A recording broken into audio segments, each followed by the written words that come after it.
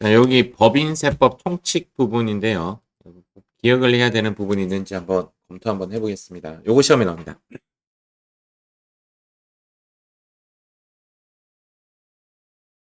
과세 대상이 각사소득, 청산소득, 토지등 양도소득, 사지선다형이기 때문에 이렇게 하나 더 있죠, 맞죠?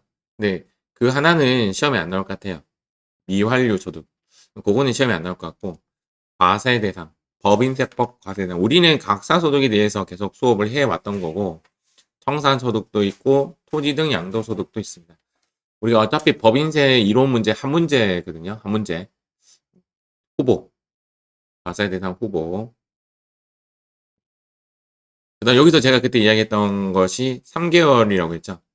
법인세법은 3자 좋아한다고. 그거 이야기했었고. 중간예납은 2니까 8월 말까지. 확정신고는 3월 말까지. 12월 결산법인에 대해서는 3개월 유예를 주고 2개월 유예 준다라고 했습니다. 근데 이런 거 시험에 잘 안 나올 것 같아요.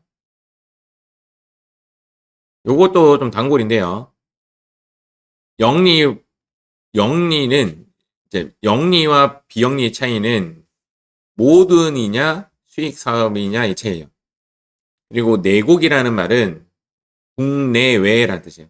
그래서 내국 영리 법인은 여기 이제 시험에 이제 제일 잘 나오는 법인데, 그러니까 이제 내국이 국내외이기 때문에 국내외 영리니까 모든 소득에 대해서 과세한다 이런 이야기고, 내국 비영리는 뭐 시험에 안 나오겠지만 국내외 수입 사업에 대해서만, 외국은 국내죠. 국내 영리는 모든 사업에 대해서, 국내 비영리는 외국 비영리는 국내 수익 사업에 대해서만. 다만 이 부분 시험에 나온다고 했죠.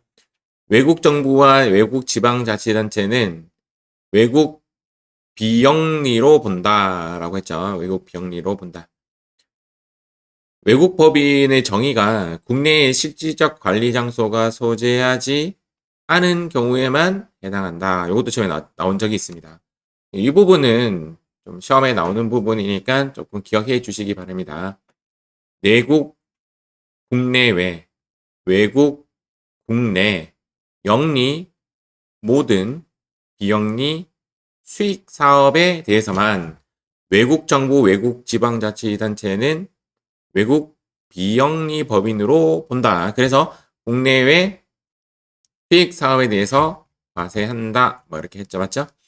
청산소득에 대해서는, 토지 등 양도소득에 대해서는, 미완료 소득에 대해서 모두 다 외국 영리 법인은 과세한다. 다만 토지 등 양도소득은 전부 다 과세한다.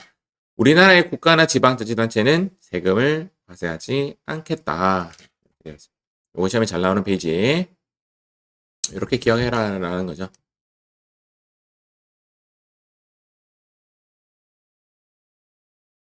자, 다음. 여기는 안 나올 것 같고요. 요거는 이제 등기죠, 등기. 법인세법에서 좋아하는 글자 요거 등기 정도만 조금 기억하시면 되겠습니다. 등기.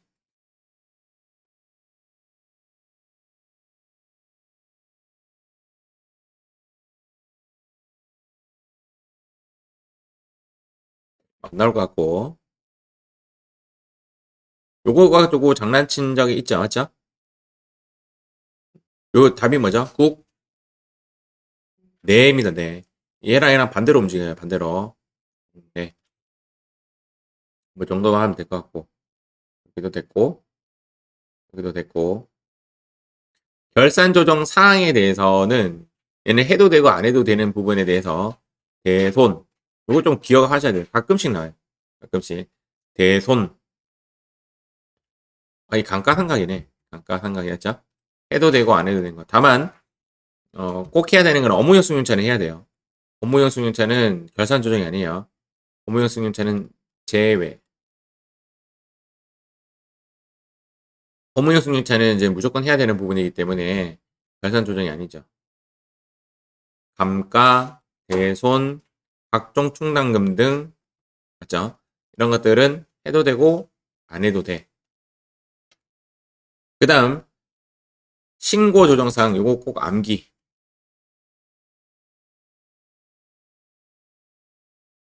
얘가 이제 감가상각의제라고 했죠. 감가상각의제.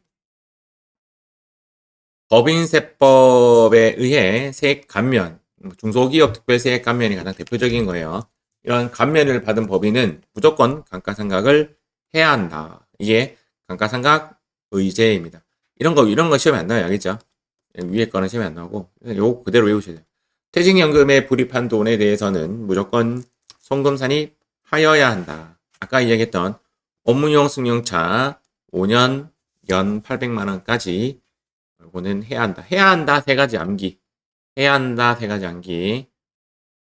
특히 저는 요것을 조금 더 감가상각 의제는 이론으로도 나온 적이 있고 실기로도 나온 적이 있어요. 얘는 꼭 해야 한다. 해야 한다. 기억하시기 바랍니다. 소득처분은 이제 우리 뭐 많이 했고 요렇게 순서 우선순위 아시죠? 주 임기 밑에서부터 우선순위가 있습니다. 그래서 이것도 나온 적이 있는 문제예요. 이것도 출자는 주주고 임원은 상여란 말이에요. 배당하고 상여가 섞이면 아래에서부터 우선순위이기 때문에 얘가 걸리는 거죠. 그래서 상여로 처분한다.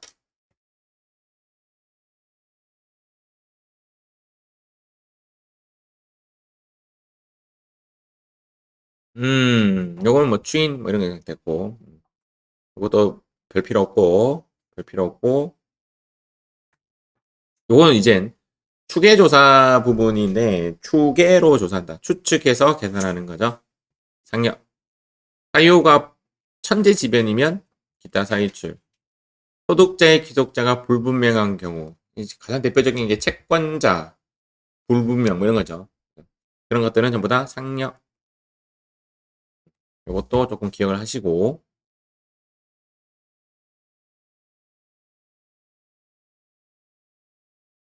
무조건 기타 사유출로 처분하는 경우, 접대비 한도 초과액. 우리 이미 알고 있고요. 기부금 한도 초과액은 그 소득 처분으로 처리하지 않기 때문에 사실 책에는 이렇게 적혀 있어요. 책에는 적혀 있는데 요거는 좀 굳이 기억 안 해도 될 것 같고. 업무 무관 자산 우리 채수건업 하죠. 채수건업 업이죠. 업 이거 송금불산입 기타 사회 유출 채권자 불분명 중에서 원천 징수를 제외한 부분은 상여고요. 원천 징수분은 기타 사회 유출. 우리 이미 수업 다 했다 하죠. 간주 임대료에 대한 부분도 기타 사회 유출. 이거는 제 3절에 나오는 부분인데 제가 수업을 강하게는 안 했어요. 소득세 대납액도 기타 사유 유출. 천재지변으로 아까 했던 얘기죠. 맞죠? 기타 사유 유출. 여기 책에 이렇게 딱 명시되어 있습니다. 그래서 이거 한번 좀 이렇게 한번 읽고 가야 돼요. 시험 치기 전에. 이거 기타 사회 유출로 처리하는구나. 이렇게 해서 제 1절 마무리. 실기 바로 들어가겠습니다. 수익 금액 조정 명세서.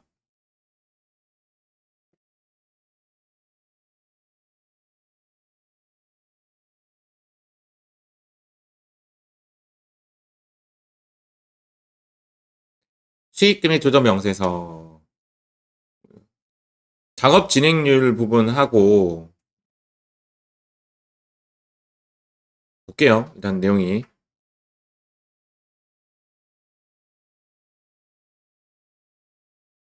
여기서 프로그램을 저는 조금 실행 한번 해보겠습니다.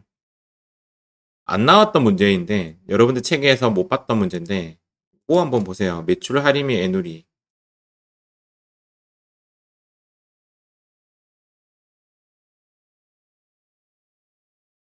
우리가 세무 조정할 때 수익금액 조정 명세서에서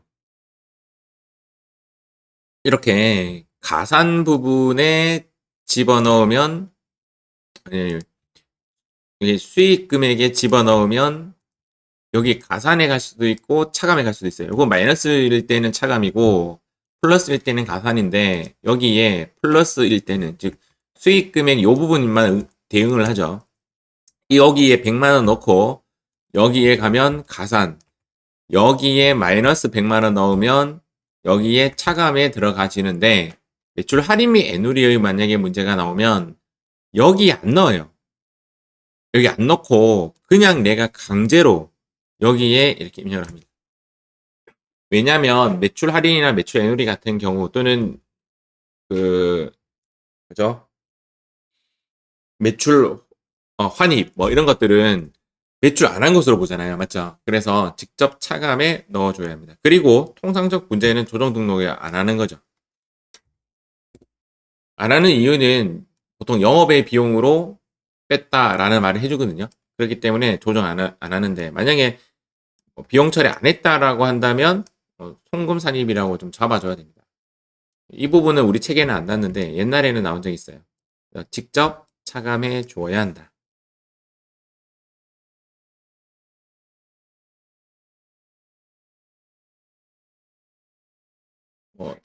계속 안 나오면 다음에는 이 페이지를 버리도록 하겠습니다.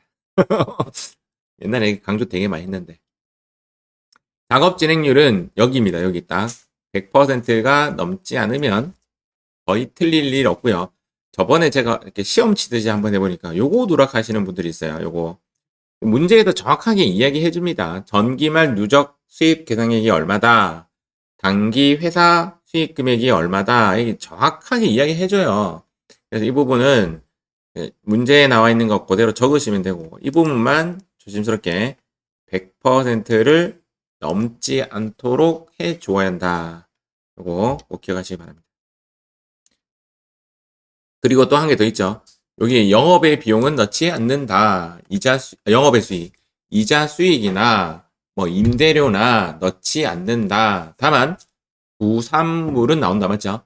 부산물은 영업의 비용으로 해서 넣어 주어야 한다. 됐고. 그리고 한 번 더 강조해 드리지만 여기에 있는 기타 수익 금액 조정에 수익 금액만이 여기 반응을 해요. 여기에 대응 원가를 여기 가서 차감 항목에 넣으시는 분을 내 눈으로 봤어. 알겠죠? 절대 넣으시면 안 돼요. 대응 원가는 그냥 조정 등록만 하시면 돼요. 여기 수익 금액 조정해서 차감에 넣는 오류를 범하지 마라.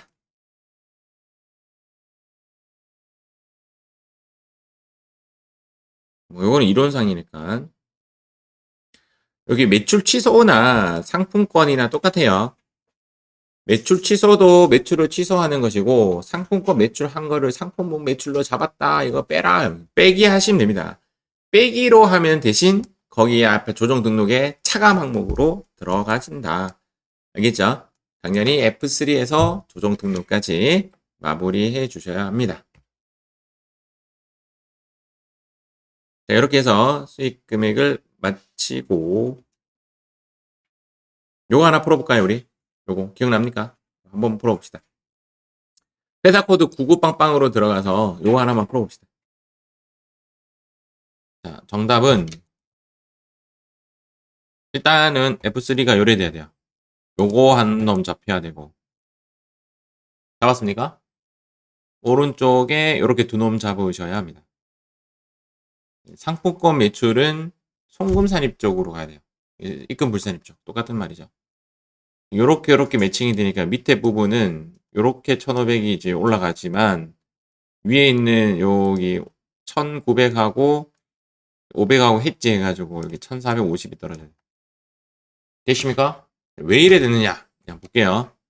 일단은 요 조정 등록은 이렇게 세 가지가 요 351호 요 친구랑 요 친구를 넣고 여기 넣고 그다음 요 제 밑에 영업의 수익으로 넣어야 되죠. 맞죠? 영업의 수익으로 해서 여기 300 넣었습니다.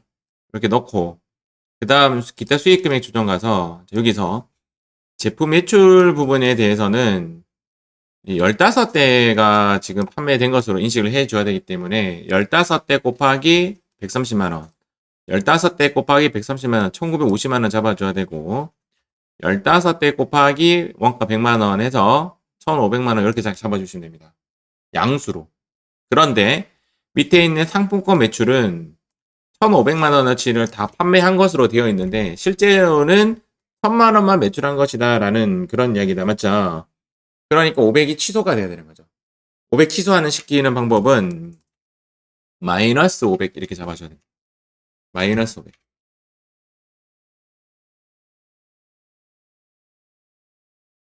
이 부분이 가장 어려운 문제였지 않을까. 제가 봤을 때 2022년도 문제입니다. 이렇게 해서 수익 금액 마무리하고요. 질문. 조정 후 갈게요. 조정 후랑 수익 금액이랑 섞어서 잘 나오죠. 섞어서 잘 나오고 여기에서 나오는 시험에서는 기준 단순 경비율보는 합치기 하는 거. 맞죠? 합치기 하는 거. 똑같은 거 안 티 나오니까. 수출 영세율 대상 요 부분. 맞죠? 요 부분 튕구는 방법. 이 페이지에서는 그 이상 나오지 않습니다. 이 페이지에서는 그 이상 나오지 않고 여기가 헷갈립니다. 요거 우리가 풀어보셨겠지만 책하고 달리 여기 블록이 누르면 아블라진다 하죠? 아블라지고 여기에 있는 요 빨간색 사라져야 되는데 결론은 이겁니다. 요 부분이죠. 요 부분. 부가세 있으면 플러스, 부가세 없으면 마이너스, 둘 다 있으면 아무 조정하지 않는다. 요게 헷갈립니다. 부가세 없으면 마이너스, 있으면 플러스, 둘 다 되어 있으면 아무것도 하지 않는다. 그것만 잘 기억하시면 됩니다. 요거 중요하죠. 요거 중요하죠. 문제를 좀 많이 풀다 보니까 공사 수익금 문제가 나오면 통상적으로 마이너스예요. 공사 수익금은 그러니까 부가세 없는 친구죠. 법인세에만 있고 부가세에는 없는 그런. 이렇게 해서 조정 후도 끝내는데 조정 후가 여기 이게 빨간색이 있었네요. 뭐였는지 잘 기억 안 나는데 다들 빨간색이 있지만 어쨌든 문제가 상당히 많은 거 보니까 나올 수 있는 좀 여력이 있는 놈이다라고 보시면 되겠습니다. 새 3강의 임대보증금 간주입금 조정 면세서는 시험에 안 나오고요. 아까 마지막에 있는 요 정도만 요것만 기타 사회 일줄로 처리한다. 제가 강조 안 했던 그 이야기입니다. 무조건 기타 사회 일줄로 처리하는 놈 간주입금 조정 명세서. 간주입금 요건데요. 시험에 안 나올 것 같고. 나온 적 있나? 없죠. 예, 관련된 문제가 없습니다. 관련된 문제가 없고 이건 이제 알죠, 맞죠? 정기 이전 자료 나오면 무조건 1월 1일로 해서 정기 2월 이렇게 시켜야 되고 혹시 문제 나오면 토지 가액은 넣지 않는다. 안 나올 것 같으니까 계속 이러면서 이야기 한다니까. 여기 토지에 관련된 금액이 뭐 1억이니 2억이니 하는 말은 입력하지 않는다. 그렇게 보시면 되겠습니다. 제 4장 감가상각 하겠습니다. 감가상각은 설명은 되게 뒤따 어렵게 해놓고는 실기는 그냥 시키는 대로 입력만 하면 답이 나와요. 주의할 점을 한번 보자고요. 시인 부족액을 이란 용어를 쓴단 말이에요. 한도 미달액 이렇게 했으면 좋겠는데 시인 부족액 해놓고 여기에 아무 세무 조정을 하지 않지만 정기 유보 잔액이 있다라면 그거 무조건 추인이에요. 맞죠? 근데 무조건 추인 또 프로그램이 알아서 해줍니다. 프로그램이 알아서 해주기 때문에 여러분들 고민 안 하셔도 돼요. 이것도 고민 안 해도 돼요. 외우는 게 이제 얘를 외워야 된다고 했죠. 근데 알고 계시겠지만 광업은 이론용으로만 나오지 실기용으로는 안 나와요. 광업의 글자 들어가면 무조건 생산량 비례법. 생산 많이 하면 할수록 자산이 마탱이 간다. 뭐 이런 뜻이고 무형자산은 정액법, 유형자산은 정률법이지만 어무형 승률차만은 정액법. 맞죠? 정액법. 무형자산은 정액법. 유형자산은 정률법. 또 기억하시면 되겠습니다. 이것도 안 나올 것 같고. 요게 이제 빨강이 나오는 그 페이지인데요. 빨강이 나오는 페이지인데 자본적 지출액을 수익적 지출로 하는 경우에 대해서는 자동으로 되기 때문에 어렵지 않아요. 즉시 상각 의제라고 했죠. 즉시 상각 의제고 문제에 뭐 계속 나오고 있단 말이에요. 즉시 상각 의제 이 부분 즉시 상각분에 대해서는 자본적 지출액을 수익적 지출로 처리한 놈 정액법으로 하던 정률법으로 하던 무조건 넣어줘야 돼요. 무조건 넣어줘야 되고 얘는 고민 안 해도 돼. 그 다음 요게 어제 제가 설명했던 부분이죠. 맞죠? 장부가액의 5%의 의미는 취득가액에서 감가상각 누계액을 뺀 것이 장부가액이에요. 그거 5%와 600만원 중에서 큰 놈이 한도예요. 안 해도 되는 거지. 그거 안 넘으면 안 넣어도 돼. 어디에 안 넣어도 되냐면 아까 금방 얘기했던 여기 안 넣어도 돼. 그러니까 자본적 지출을 수익적 지출로 처리해도 된다 이 말이죠. 그거는. 이거 갖고 장난치는 문제는 안 나왔다 지금까지. 우리가 문제에 나오는 부분 요거죠. 정기 오류 수정 손실을 했다. 예, 테스트를 한번 해볼게요. 문제에서 이렇게 나온 거예요. 단기 감가상각비가 100만 원이고 이렇게 밑에 정기 오류 수정 손실 이익잉여금, 그러니까 영업의 비용으로는 잘 안 나요. 이것이 100만 원이다. 이렇게 문제가 나온단 말이에요. 나오면 어떻게 해야 되냐면 첫 번째 뭐 하냐면 감가상각비 칸에 얼마를 넣는다? 그러니까 지금 현재 질문은 여기 있잖아. 여기 회사 계상의 요 칸에 얼마를 넣는다? 200으로 넣어야 돼. 200. 알겠죠? 100 넣으면 안 돼요. 단기 감가상각비가 100이고 정기 오류 수정 손실이 100이래. 여러분들 표정이 안 좋은데 갑자기. 잠깐만요. 일단 요거 100이래. 그러면 감가상각비 칸에 200이라고 넣는다. 이거 2024년 거 말고 2023년 거 보여줄게요. 얘가 지금 각 해의 그 문제를 지금 집합시키고 있거든요. 각 해의 그 똑같은 문제들을. 왜냐면 책이 너무 들쑥날쑥 해갖고 일단은 요거만 하면 감가상각비 칸에는 200이라고 넣고 그다음 세무조정을 이제 추가를 해야 되죠. 세무조정. 세무조정은 그 차변의 정기 오류 수용 손실 대변의 감가상각 누구에게 했던 거를 그 차변의 정기 오류 수용 손실을 대변으로 보내고 차변의 감가상각을 해주는 거라서 오른쪽에 있는 정기 오류 수용 손실에 대한 세무조정을 해줘야 되는데 그게 이제 송금산이 기타라고 해줘야 된다 이 말입니다. 요게 이제 두 가지 요구사항이거든요. 100만 원, 100만 원. 이제 이게 어떤 이야기냐면 잠깐 요거 먼저 보고 갈게요. 431페이지 요거 한번 볼게요. 570.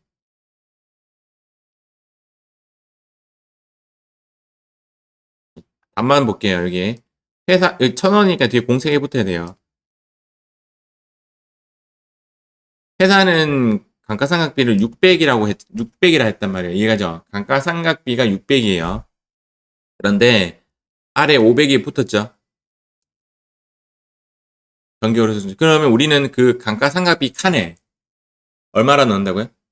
1100. 요것만 먼저 생각하세요. 1100. 다른 건 다 똑같아요. 다 문제 똑같아요. 다 똑같아요. 요것만. 그래서 제가 보면 요거 보이시죠? 1100. 요거만 기억해. 그러니까 감가상각비 얼마, 정기오류 수용 손실 얼마라면 두 개 합해갖고 내가 수동으로 딱 1100. 두 번째는 아까 그 정기오류 수용 손실 600에 대해서 F3 딱 누르면 안 뜬단 말이에요. 오른쪽에. 자, 오른쪽에 송금산이 오른쪽에 기타 요것이 추가가 돼요. 두 개만 기억하시면 돼요. 이게 감가상각비 문제, 빨강이 문제고 나머지 문제는 그냥 시키는 대로 입력하면 그냥 답이 자동으로 다 나와요. 그러니까 제가 어렵다라고 하는 부분은 수동으로 해야 되는 부분이 어렵다는 거죠. 컴퓨터가 안 해주는 그런 파트. 요거만 기억하시면 돼요. 근데 실제 하여튼 그거만 입력하시면 돼요. 실제는 이제 감가상각비가 하나 더 있네요. 요것 때문에 1,500이 더 붙었네요. 이렇게 붙어서 2,600이라고 인식을 하는데 회사는 프로그램은 어쨌든 우리가 입력하는 거는 1,100이 중요한 거죠. 1,100이라고 넣어주어야 한다. 알겠죠? 빼고 감가상각 아까 그 부분 요것이 이제 빨강이 문제로 가장 나올 만한 유력한 놈입니다. 빨강이 문제. 첫 번째 거랑 네 번째 거는 안 나올 것 같아요. 첫 번째 거랑 네 번째 안 나오는데 첫 번째 거랑 네 번째 똑같은 거거든요. 똑같은 건데 얘는 영업의 비용으로 달린다든지 또는 손상차선으로 나온다면 얘는 기타 그것만 안 하면 돼요.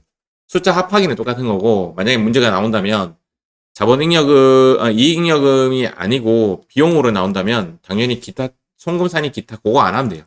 안 하고 세무조정 안 하고 그냥 합하기만 해주면 됩니다.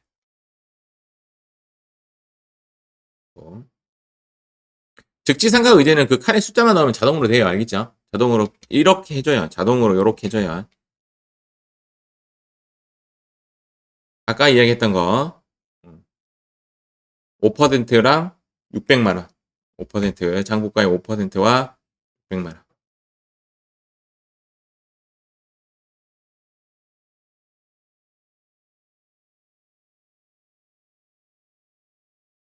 나머지는 요것도 자주 나오는 이론 중에 하나죠. 그렇죠? 안정가액 0을 원칙으로 한다. 요것도 자동으로 되고 컴퓨터가 그것도 아까 얘기했던 거고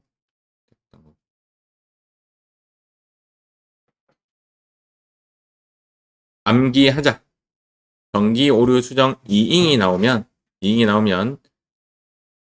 송금산입 정기 오류 수정 손실 기타 자, 오른쪽이에요. 오른쪽 여기 잡아주고 감가상각비 입력하는 칸에는 추가로 플러스 하도록 하자. 요거만 기억하자. 된다.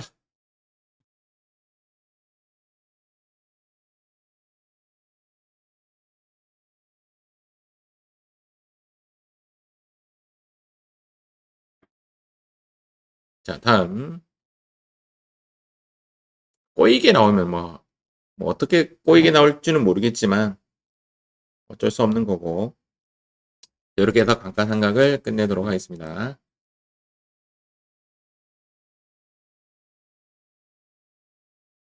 TG급의 총량금 조정 명세서 안 나올 것 같습니다. 일단 기본적으로 제 5강은 여기 있더라. 5강은 안 나올 것 같습니다. 안 나올 것 같은데 일단 내용상으로는 제일 먼저 뭐 해야 되냐면 블록이라 합니다. 제가 한번 열어볼게요. 퇴직급의 총량금 조정 명세서 가서 제일 먼저 뭐 하냐면 여기 블록이라 합니다. 블록이라 하면 여기에 칸이 쫙 차여져요. 여기서 직접 빼는 놈하고 여기서 빼는 놈이 있는데 여기는 세무조정 대상인 애들은 직접 빼요. 가장 대표적인 게 임원 상여금 한도 초과가 가장 잘 나옵니다. 임원 상여금 한도 초과. 얘는 여기에 넣는 여기서 빼는 직접 빼는 애는 세무조정 대상 애들. 얘는 그냥 뭐죠? 1년 미만의 직원들의 급여 이런 거 그냥 빼는 거죠. 세무조정 없이. 그래서 블록이 누르면 요 칸에 대한 정리를 좀 하셔야 되고 그다음 요거는 문제에서 제시해줘요. 제시해주니까 저거 넣으시면 되고 그러면 요 기초잔액 요거 안 들어가고 요거 안 들어가고 요거 문제 제시해주고 기존 퇴직금 지급액 얼마인지 제시해주고 퇴직금 전환금 안 나오고 회사 계상액이 전부 다 한도 초과로 나오는지 이런 문제인데 일단은 안 나올 것 같아요. 내 생각에 안 나올 것 같아요. 일단 볼게요. 그래서 총 급여액에 포함되는 거 포함되지 않는 거 이거에 대한 이야기인 거죠. 인정상여 총 급여에서 빼야 됩니다. 확정 기형 퇴직연금은 보통 문제에서 안 나오고 이 정도만 생각하시면 될 것 같아요. 크게 고민 안 해도 됩니다. 그러니까 총 급여액에 포함되는 거 포함되지 않는 것을 외워야 되는데 외우지 않아도 이 부분의 문제가 여러분들을 괴롭히지는 않는 것 같아요. 제가 봤을 때는 그냥 통상적으로 나오는 것이 요거죠. 그러니까 아니면 임원 상여금 초과 금액 그 금액이 제일 잘 나오기 때문에 그 금액을 빼고 직접 차감하고 세무 조정을 해줘야 됩니다. 이 부분이 만약에 나오면 상당히 어렵게 나오기 때문에 그 부분은 패스. 요즘 이런 문제 안 나요. 안 나와서 고민 안 해도 될 것 같아요.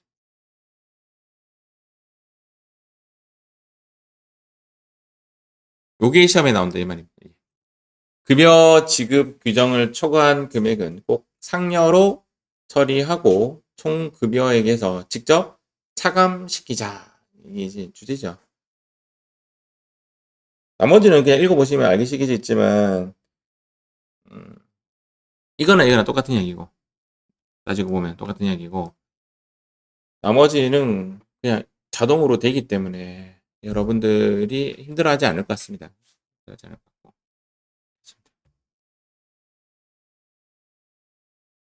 요것도 안 나옵니다. 퇴직연금 운용자산에서 지급한 거는 여기서 안 나오고 퇴직연금 부담금 조정 명세서에서 나오고 오히려 확정 기여형 대상자는 여기서 빼면 되죠. 퇴직금 지급 대상이 아니고 세무조정 대상이 아니기 때문에 기중 퇴직한 사람도 여기서 나옵니다. 여기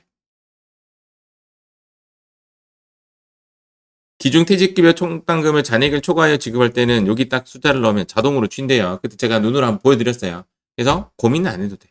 어렵지 않습니다. 또 넘어가고. 자, 이렇게 해서 제5강 제일 어려워요. 제가 봤을 때 제5강이 제일 어려워. 5강을 마무리 짓겠습니다. 6강까지 정리하고 싶게요. 퇴직연금 부담금 조정 명세서는 어렵진 않아요. 어렵진 않은데 이 부분 갖고 장난치면 좀 어려워요. 이 부분 갖고 이 부분이 아니고 이 부분 갖고 장난치면 좀 어려워요. 이 부분. 이 부분에 대한 문제를 하나 좀 풀어볼게요. 일단은 한번 풀어봐야 돼. 요거 398페이지 제가 열어볼게요. 398페이지. 이거 하나 풀어봐야 돼. 요거 한번 풀어봅시다. 요거.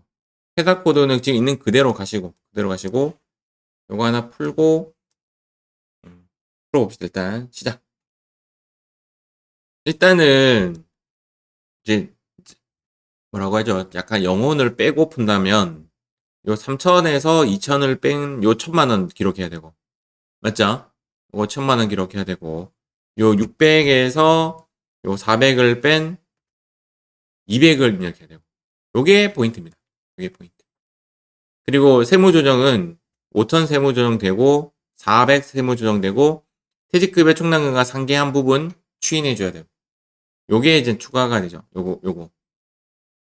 퇴직연금하고 상계 처리한 부분이 지금 얼마나치가 상계 처리가 된 거죠?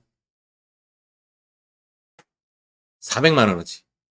그러니까 지금 요 부분이 지금 어떻게 되는 거냐면 퇴직금 지급액이 어떻게 된 거냐면 퇴직급여 충당 부채가 되고 퇴직연금에서 나간 것이 400이고 2천 중에서 요 2천 중에서 그 다음 보통예금에서 1600이 나간 거예요. 보통예금에서 나간 부분 말고 퇴직연금과 이렇게 상계 처리한 부분은 추인해줘야 돼요. 그러면 지금 1000만 원 하고 200만 원 하고 요 400만 원 추인 보여드릴게요. 어떻게 입력하냐면 세무조정을 했다.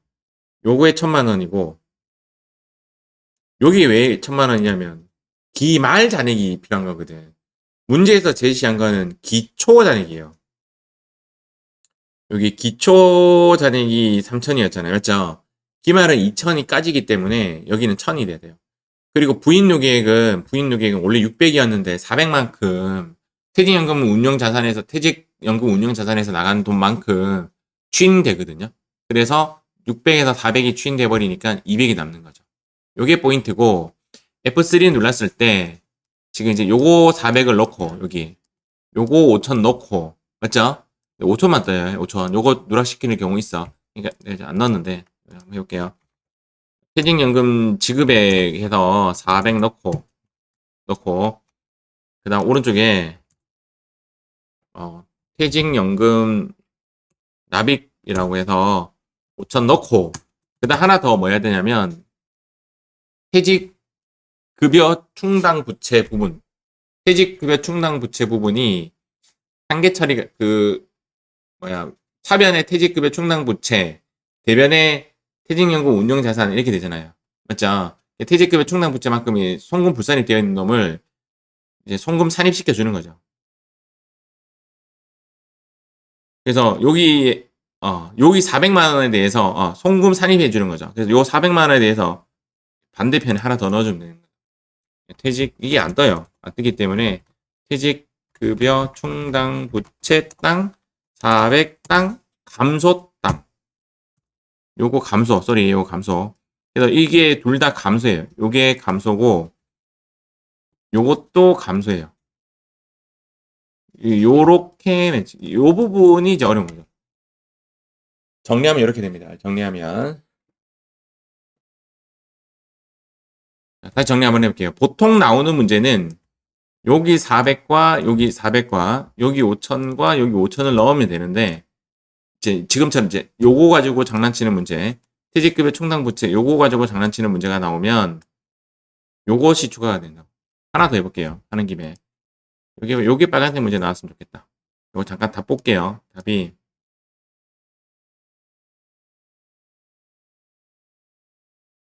544. 한번 더 정리 한번 해볼게요.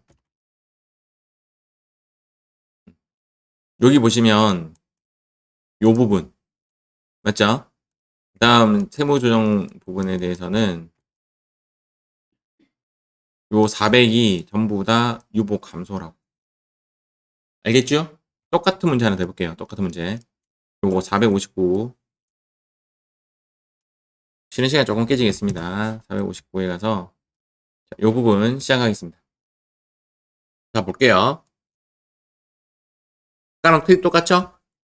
1600하고 2500 차이가 500만원. 요게 기말 전에 400만원하고 300만원 차이가 100만원. 요게 차이. 900하고 100이에요. 900하고 100. 그래서 나머지는 다 아실 거고 여기 900하고 여기 100. 그리고 요거 F3 눌렀을 때 여기 300이고 오른쪽에 4000이고 여기 또 300이고 맞지요?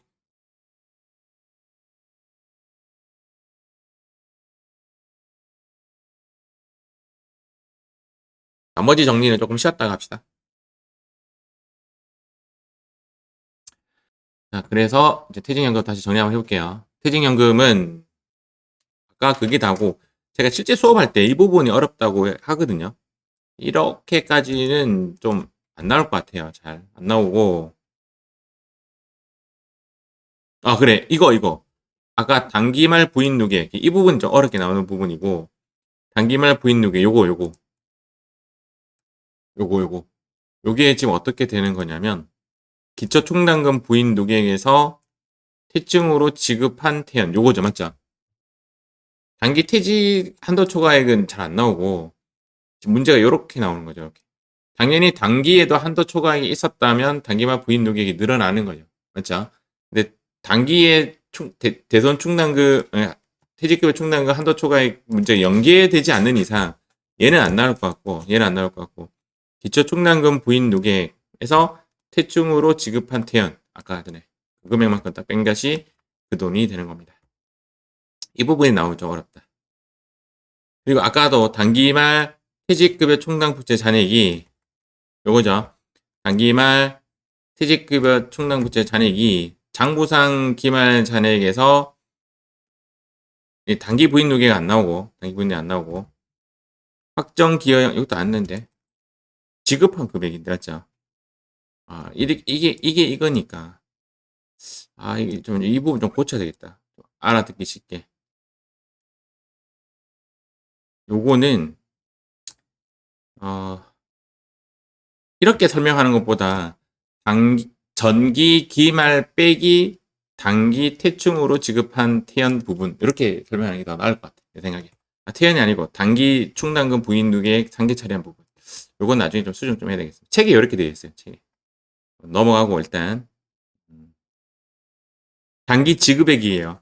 단기 지급액이 F3 안 나오기 때문에 그냥 오늘 이야기했으니까 이제 안 틀리겠지.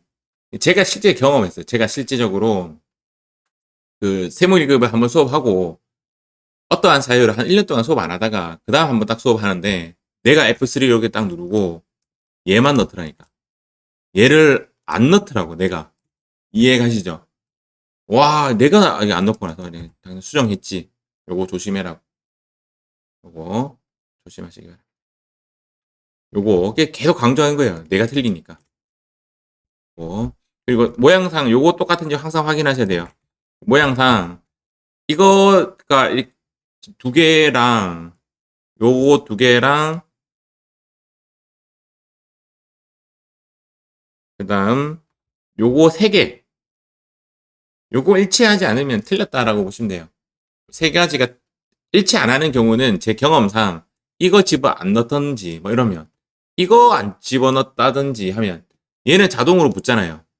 근데 얘는 수동이거든요. 얘는 수동이거든요. 예를 들어 얘를 지웠어. 내가 뭐 지웠어. 그럼 요렇게 맞는데 요렇게 안 맞잖아.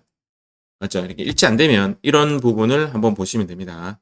요것만 지워도 여기에 이제 넣고 요것만 지워도 여기 안 나타나요. 이렇게 지워도 이렇게 나와요. 그렇기 때문에 이렇게 뭐 어딘가 누락시켰다라고 보시면 됩니다.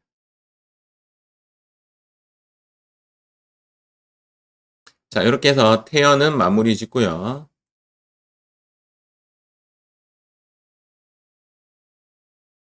그 다음 7강 가겠습니다. 대손충당금, 대손금. 모양 살짝 한번 볼까요? 요것도 좀 어렵죠, 맞죠? 요거는 이제 할 때 얘를 먼저 입력하고 불러오기를 뒤합니다. 내가 만약에 불러오기를 먼저 하고 집어넣었다면 불러오기 다시 한번 더 누르셔야 돼요. 불러오기를 어쨌든 여기 입력하고 불러오기를 하면 여기 있는 부분이 여기 떨어지죠. 여기에 떨어지는 이 부분이 이제 송금 불산입이 되고 계산에서 나온 결과물이 나오고 여기에서의 핵심은 뭐죠? 보충액이죠. 맞죠? 보충액이고 실적률을 구하라 라는 문제가 나오면 어려울 수 있다. 그렇다고 해서 포기하지 말고 그냥 1%로 그냥 그대로 가라. 그런 이야기 했고 여기 있는 숫자랑 여기 있는 숫자가 부호가 다른 채 똑같이 떨어져야 맞는데 만약에 이 부분이 맞지 않다면 여기로 가는 거 한번 고민해라. 문제가 나오는 형태가 소멸시효 완성은 직접 마이너스로 입력하고 F3 세무조정까지 해야 한다. 하나. 두 번째, 이제 여기에 있던 숫자가 다음에도 해결되지 않았다. 그럼 이쪽으로 옮겨 타면 돼. 세 번째, 삼각비랑 상계 처리한 거. 여기 세 가지 형태가 나옵니다. 그거 좀 조심하시면 돼요. 어렵습니다. 사실은. 내용은 사실 크게 중요한 것은 아니고. 그래서 대손 실적률 문제가 가장 어려운 것 같은데 제 느낌상 기초 채권을 이야기하면 대손 실적률을 구하라 라는 이야기다. 기초 채권이 여기 들어가거든요. 기초 채권을 우리가 원래 갖고 가야 되는 데이터는 기말 채권이기 때문에 기말 채권에 여기 기말 채권의 1% 또는 대손 실적률을 구하는 건데 기초 채권을 끄집어냈어? 이것은 대손 실적률을 구하라 라는 이야기다 라고 보시면 됩니다. 다음은 여기서는 나오는 건 하는 게죠. 소멸시효 완성된 거. 사실은 이제 종류가 이렇게 세 가지가 대손금의 범위에서 무조건 송금 산입하는 놈인데 압류 이제 경배가 취소됐다. 경배를 해야 돈이 나와서 그 돈으로 우리가 나눠 먹는 건데 경배가 취소돼 버렸다는 것은 돈을 못 받는다 뜻이에요. 알겠죠? 그렇게 해석하셔야 됩니다. 채무자 회생 등에 의해서 야 법에서 야 너 포기해 못 받아 이렇게 이야기하는 거죠. 이런 것들은 무조건 송금 산입해야 되는데 우리 실제 시험에는 소멸시효 완성밖에 나오지 않는다라고 보시면 되죠. 부도 6개월 비만금에 1,000원 남기는 거 최근 문제 좀 안 나오더라고요. 근데 과거에는 그냥 단골이었어요. 1,000원 무조건 송금 불산입 잡는 거. 소액채권 이거 얼마죠? 30만. 중간예납 50만 원, 소액채권 30만 원. 알겠죠? 부가세 중간예납, 소득세 중간예납, 법인세 중간예납 다 50만 원. 얘만 30만 원. 얘만 30만 원. 요것도 6개월. 그리고 요거 최근에 이제 새로 생긴 거라고 했죠? 중소기업 2년. 중소기업 2년 지난 채권도 대손이 가능하다.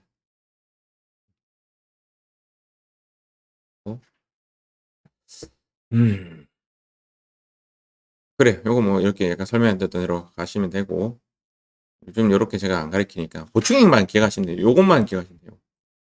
보충액.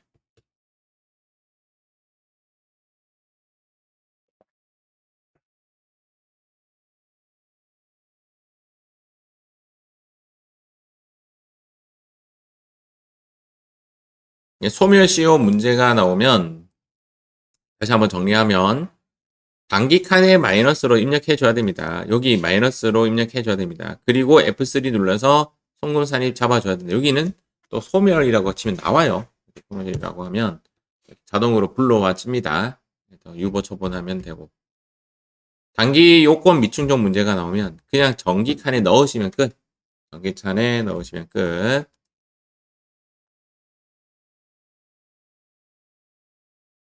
빨간색 문제가 없어요. 그나마 좀 풀만하다. 제 8강 기업 업무 추진비입니다.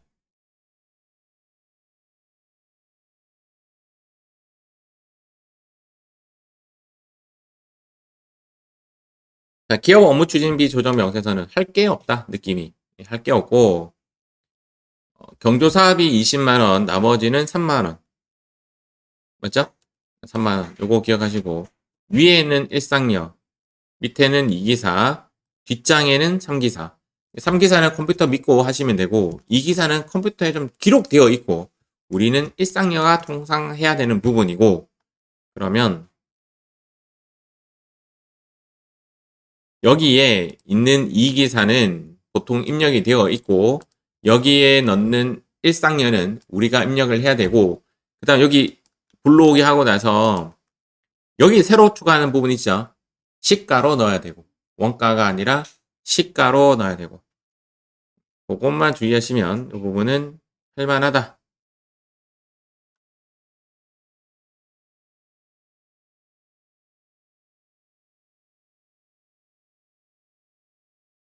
뭐 한도도 컴퓨터가 해주고 있고 그때 우리 엊그제 했던 문제에 보면 문화 접대비 부분 문화 기업 업무 추진비 넣을 때 이 부분 넣을 때 사적으로 썼던 거 기억나죠? 대표이사 가족이 썼던 거 돈 빼고 맞죠? 그 돈 빼고 그 돈을 여기에 넣어주고 맞죠? 그 다음 상여 처분해주고 그 부분 뺀 금액을 여기 넣어야 돼요. 그거 좀 기억하시고 그거 안 나오고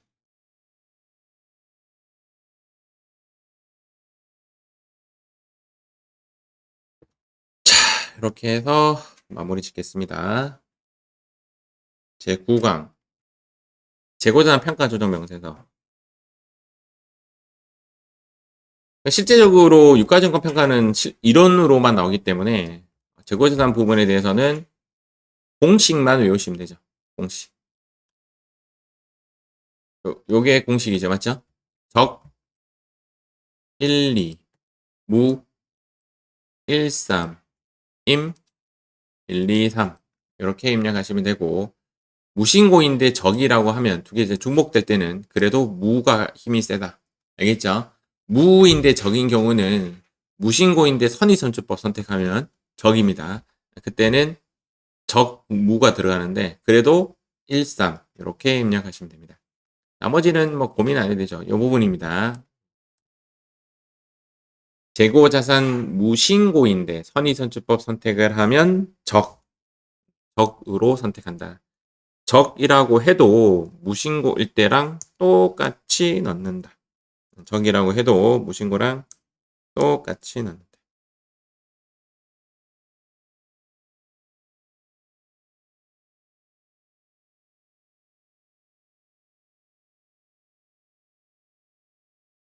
다음 요거는 이론형이에요. 우리 아시겠지만 그 다음 유가증권 저가 매입은 시가와의 차익만큼 상여 처분, 유보 처분한다. 이거 맞죠? 시가와의 차익을 입금 산입 상여 처분한다. 요거는 여기서 나오는 것이 아니라 소득금액 조정 합계표 문제로 자주 나오죠. 매도 가능 증권 이중 세무 조정하는 거. 저는 그냥 이렇게 해요. 이익이 나오면 입금 불산이 유보 잡고 반대편에 기타. 이렇게. 손실 나오면 송금 불산이 유보 잡고 반대편에 기타. 이렇게. 저는 그냥 이렇게 씁니다. 그냥 밑에 이런 식으로 안 풀어요. 설명은 이제 밑에처럼 설명하지만 시험 칠 때는 시간과의 싸움이잖아요. 맞죠? 그래서 이렇게 그냥 외워버렸습니다. 저는 이렇게 해서 끝내고 제10강 세금과 공과금 명세서는 그냥 암기죠. 암기가 뭐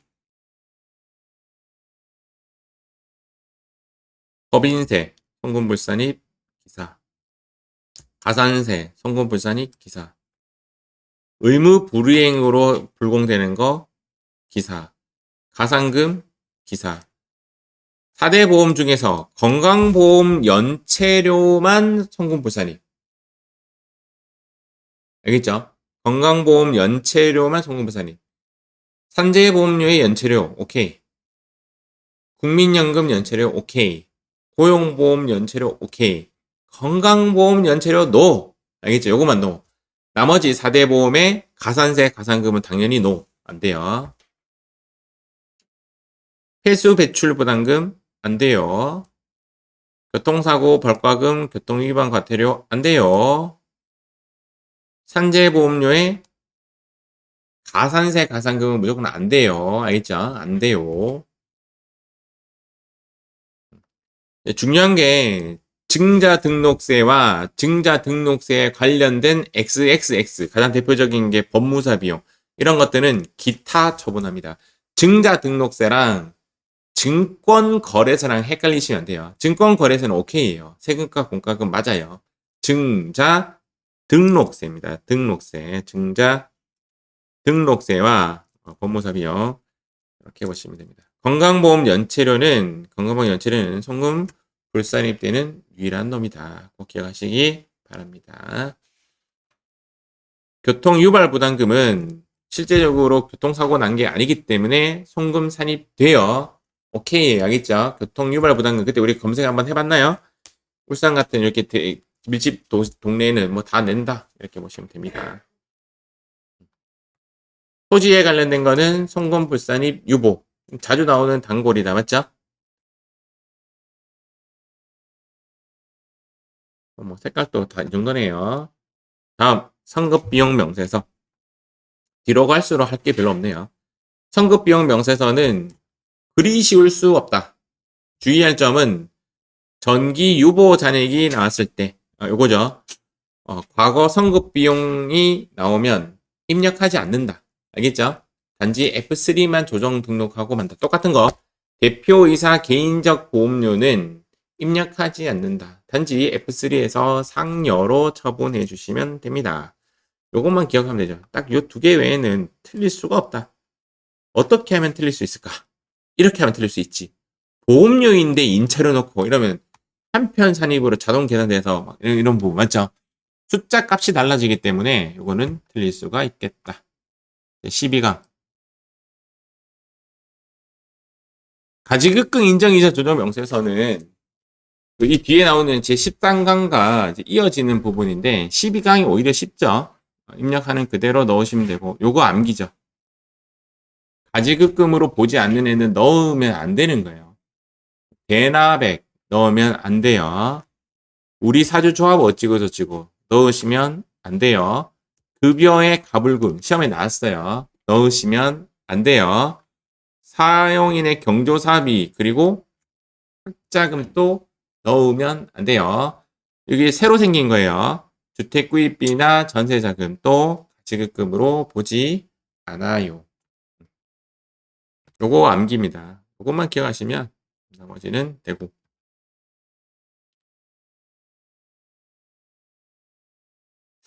이제 순서를 제가 잠깐 한번 읊어볼게요. 순서.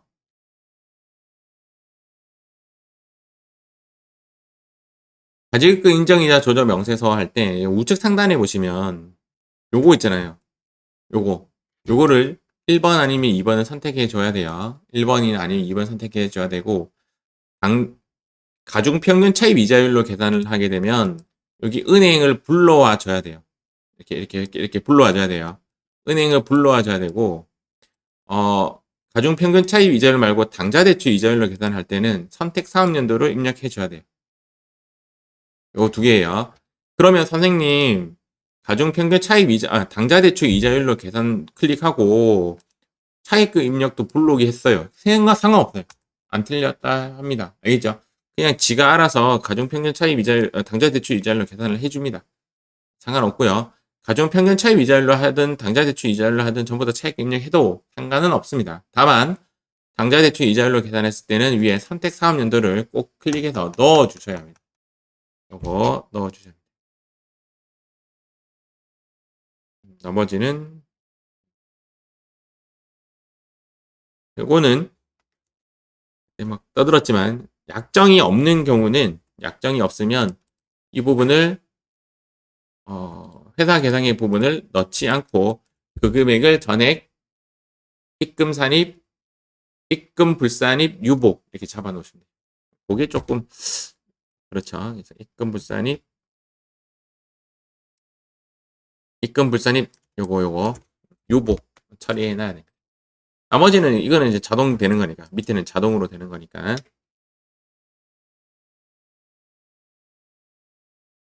자, 다음 문제.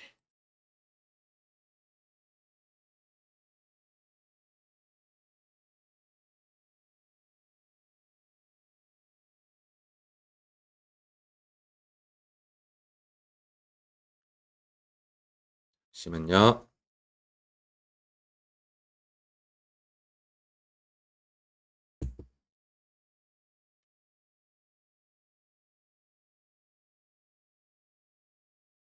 요거 그냥 컴퓨터 믿으시면 돼요.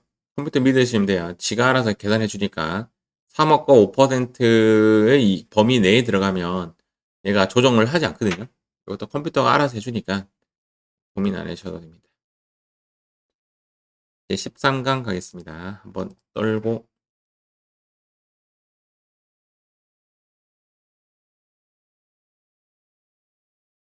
업무무관 부동산 차입금 이자 조정 방식 설명은 대빵기인데 또 사실상 실기상 넣으면 컴퓨터가 알아서 하죠.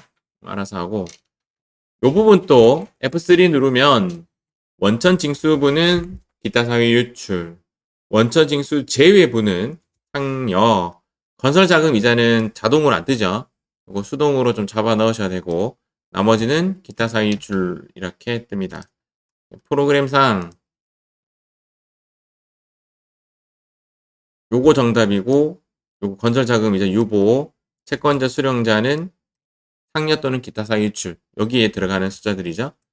여기에 들어가는 숫자 요거 조정, 요거 조정, 요거 조정 이렇게 됩니다.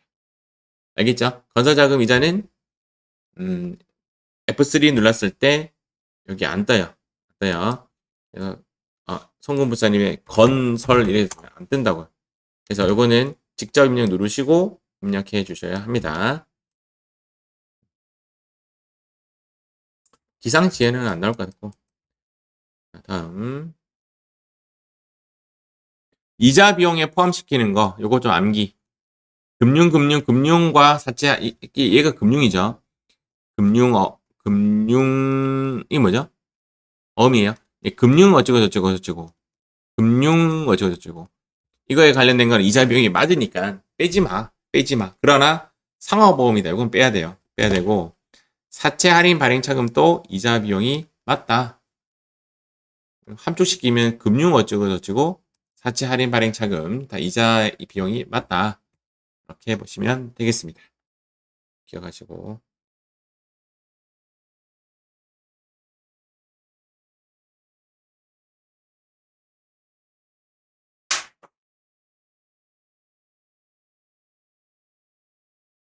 이렇게 세무조정이 최수 건업 이렇게 됩니다. 넣으면 프로그램에 다 넣으면 지가 알아서 계산 다 해주죠. 틀릴 수 있는 부분이 별로 안 보여요. 단지 나중에 이제 어디서 굳이 틀린다면 여기서 가지급금 이거 집어넣을 때 있잖아요. 이렇게 가지급금을 집어넣을 때 가지급금이 아닌 놈은 넣으면 안 돼요. 알겠죠? 넣으면 안 되고 아까 여기에 이제 넣는 부분도 이자 비용이 아니면 안 넣어야 돼요. 이자 비용이 아니면 근데 뭐 시험에 나온 거 보시면 아시겠지만 금융어음 나왔고 사채 할인 발행 차금 나왔고 그냥 이자 비용이 맞는 애들을 이야기 계속 했기 때문에 오히려 이자 비용이 아닌 애들 있죠. 기상 지연현 이 부분은 오히려 시험에 안 나올 것 같아요. 내 생각에는.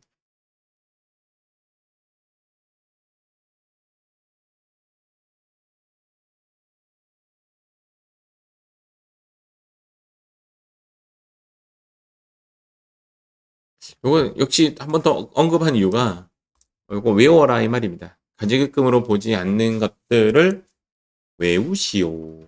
그런 이야기입니다.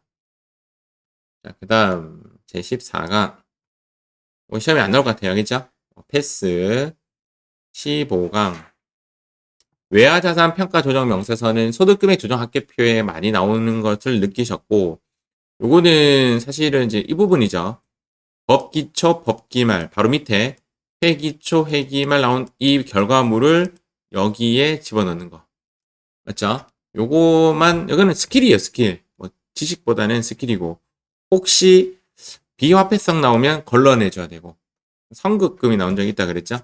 비화폐성 나오니 무조건 화폐성 외화 자산 부채에 대해서만 외화 평가를 인정해 주기 때문에 화폐성 외화 자산에 대해서만 인정하기 때문에 비화폐성 문제가 나오면 걸러내줘야 됩니다. 걸러내줘야 되고 자동 계산되는 부분만 잘 기억하면 됩니다. 전년도 유보 잔액을 뭐 이렇게 적절하게 이루어졌다라면 전년도 거 세무조정을 찾아야 되고, 매도 가능 증권처럼 손실이 있다라고 한다면 그거 먼저 해지하고 이익으로 가져야 된다는 거. 매도 가능 증권처럼 생각하면 조금 더 쉬워진다. 각각 세무 조정할 때는 외화를 지우고 하는 거 알죠? 외화를 지우고 하는 거. 이 부분 지울 때 여기를 지우고 간다. 알겠죠? 요거 지우고, 요거 지우고 하시면 되겠습니다.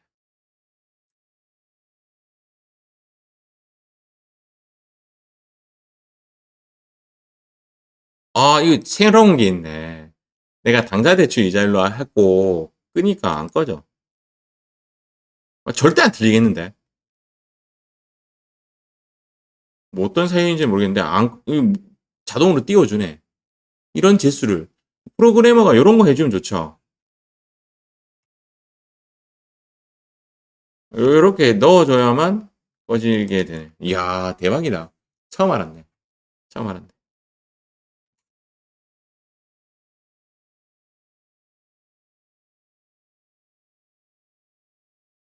기부금입니다. 기부금 조정 명세서. 기억할 게 2019년도부터 입력하는 거 아주 중요하다, 맞죠? 의제 기부금이 나오면 어려울 수 있다. 정상 가액이라는 것을 알아야 의제 기부금 문제를 풀 수 있다. 볼게요. 특례 기부금 이렇게 암기를 하셔야 되는데 요즘에는 좀 가르쳐 주더라 문제에서. 또 일반 기부금 외워야 되는데 요즘 뭐 그냥 이게 40번 일반 기부금이라고 이야기해 주더라. 경로당이 포함되었더라. 알겠죠? 경로당이 포함되었더라. 기부금이 아닌 놈들 향후에 종친에 이 정도 나올 것 같고 총동창에 정당 기부금도 기부금이 아닌 놈으로 분류가 됩니다. 정당에 지출하는 기부금도 시험 문제에 나왔죠. 2019년도부터 입력하여라. 어음 기부금은 유보 처리한다. 또 정상가액이라는 의미는 시가의 플러스 마이너스 30%이고 차익만 기부금으로 처리하는 거. 이것이 의제 기부금이고 두 문제 나온 걸 봤어요. 두 문제 나온 걸 봤고 요거는 틀렸더라도 이렇게 빼고 입력하는도 점수는 나올 것 같다. 그렇게 볼 수가 있습니다. 그다음 이제 중요한 게 요 부분이죠. 여기 한도액이라는 부분. 송금 산입액이라는 요 부분. 요 부분을 보고 밑에 입력을 해야 한다. 요거까지. 여기 나오네요. 2월에 산액, 2월 잔액 중 송금 산입액 부분을 해당 연도 송금 취인액에 넣어 주어야 한다. 이렇게 보시면 되겠습니다.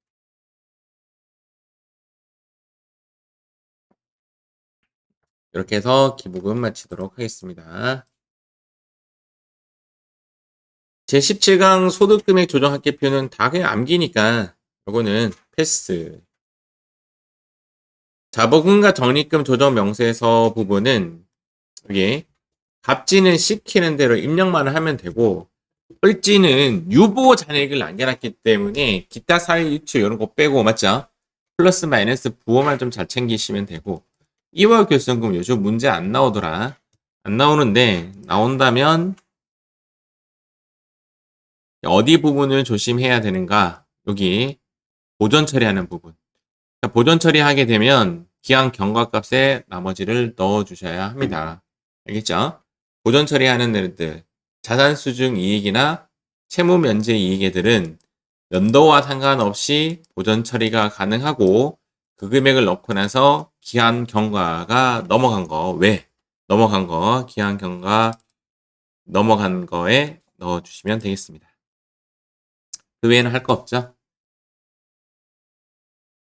가산세 계산서, 가산세 계산서.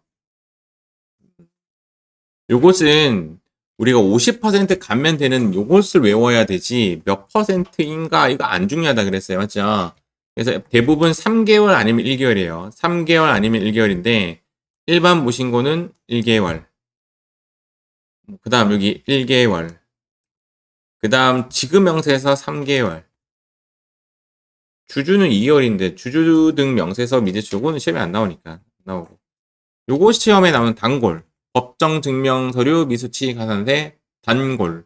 그때 우리가 이제 부동산 월세 부분에 대해서 세금 계산서를 받지 않았을 때 간이 임대사업자는 괜찮고 맞죠?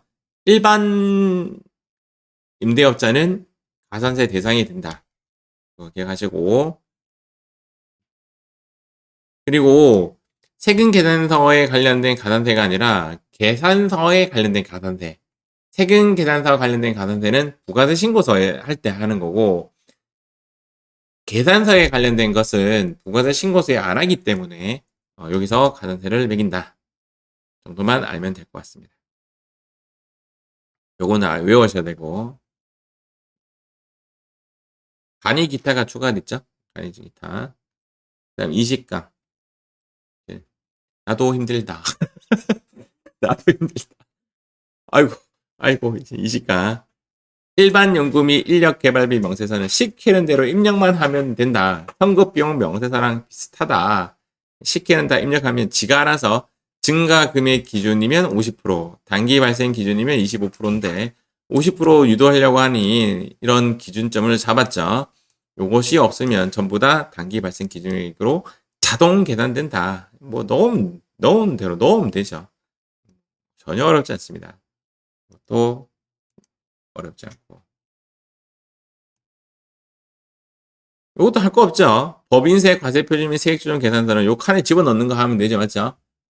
어렵다고 하는 부분이 17하고 19번인데 요것도 공제감면 및 세액조정 계산서라는 공제감면 및 초과납부세액 합계표라는 부분을 통해서 조정하시면 된다.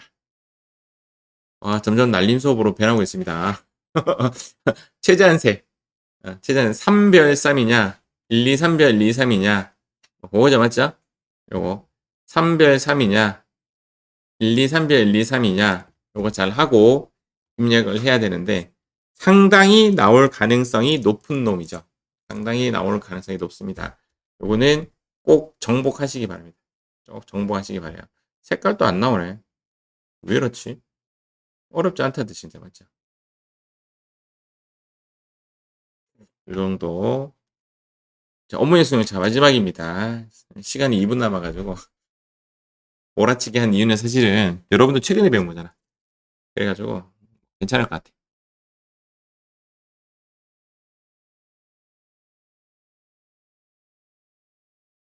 요거 다 컴퓨터가 해준다 맞죠?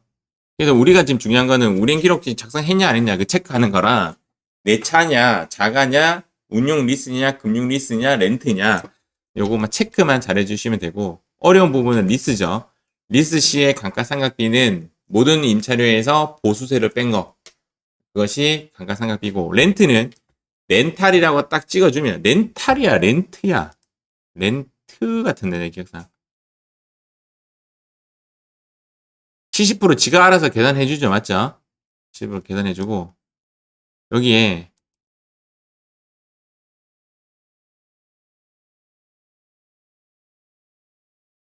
렌트다 맞죠? 렌탈이 아니고 렌트. 렌트 딱 찍으면 지가 그 렌트 값의 70%가 자동 감가상각으로 딱 자동 계산됩니다. 자동 계산되고 리스만 연 이용 금액의 보수세를 뺀 나머지가 감가상각비예요. 그 수동 계산으로 현재는 되어 있습니다. 하면 되고 내용 연수 몇 년이에요? 1년 한도액은 800. 요거 암기 좀 하셔야 되고요. 나머지는 고민 안 하셔도 될 것 같아요. 이게 세무조정 2번 하는 거예요. 세무조정 2번 하는 거. 한 번은 상년, 그 세무조정 하는 게 여기 나오죠. 여기 나오죠, 여기. 여기가 이제 통상적으로 나오는 결과물이 상여, 여기가 유복. 요것만 볼 줄 알면 위에 거는 한차 나오고 밑에 거는 합계가 나와요. 합계가 나오니까 그거 좀 조심하시고. 아직까지 추인하는 문제는 안 나는데 스물스물 추인하는 듯한 그런 뉘앙스의 말은 해주고 있습니다. 이 부분 체크하시고.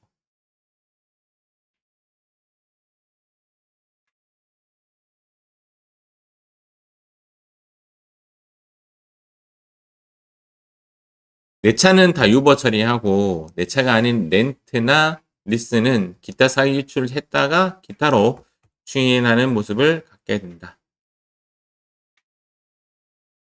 근데 이 어무이어 승용차는 충분히 시험에 나올 수 있지 않을까? 뭐 그런 생각을 합니다. 조금만 쉬었다가 뒤에 있는 거 보지 않은 거 제가 한번 정리 한번 해드릴게요.